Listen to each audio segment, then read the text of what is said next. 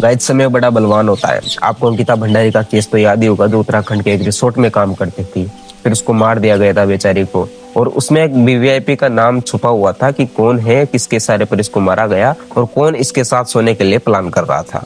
वो नाम छुपा हुआ था क्योंकि पूरा तंत्र उसको बचाने के लिए साजिश रच रहा था, पूरा तंत्र कोशिश कर रहा था। सारे सबूत मिटा दिए गए, रिसोर्ट तोड़ दिया गया, उसका रूम जला दिया गया, लेकिन अब वो नाम सामने आ चुका है। तो जिसका वो रिसोर्ट था वो कोई बीजेपी का एमएलए वगैरह था और उसके बेटे का नाम था पुलकित। तो पुलकित ने अंकिता पर प्रेशर डाला कि तेरे को एक वीवीआईपी के साथ सोना पड़ेगा, कोई वीवीआईपी है उसके साथ तेरे को सोना पड़ेगा और 10,000 रुपए मिलेंगे।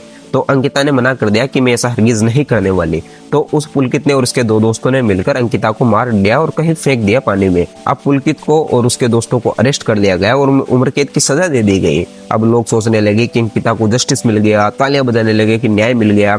लेकिन आपने एक ट्विस्ट की बात यह है कि उस वीवीआईपी का नाम अभी भी छुपा हुआ था कि कौन है वो वीवीआईपी जिसके इशारे पर पूरा कांड हुआ था, जिसका खुलासा कर दिया बीजेपी का एक एमएलए है सुरेश नाम से, उत्तराखंड का ही। तो उसकी वाइफ ने इस सारे गेम का भंडा फोड़ दिया। तो उसकी वाइफ ने एक स्ट्रीम की, उसमें उसने दुष्यंत गौतम जो कि राष्ट्रीय महासचिव है बीजेपी का, उसका भंडा फोड़ दिया, उसका नाम ले दिया। और दुष्यंत गौतम कोई छोटा मोटा आदमी नहीं है, यह बीजेपी का काफी बड़ा चेहरा है और जो कि एक नेशनल लेवल पर भी काम करता है। मतलब हम कह सकते हैं कि उत्तराखंड में बीजेपी का करता रहता यही है दुष्यंत गौतम।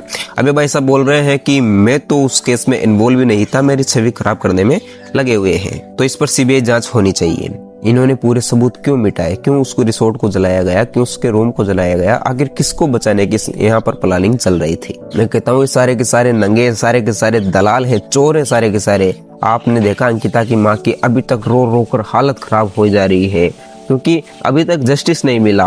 ये इन पर सीबीआई जांच भी होगी लेकिन इनका कोई कुछ नहीं बिगाड़ सकता। और मैं ज्यादा नहीं कहना चाहता क्योंकि इस देश का सिस्टम ऐसा है कि इन बलात्कारियों को छोड़कर मुझे अरेस्ट कर लेंगे। मुझे भी हजारों ऐसे पीड़ितों के लिए आवाज उठानी है।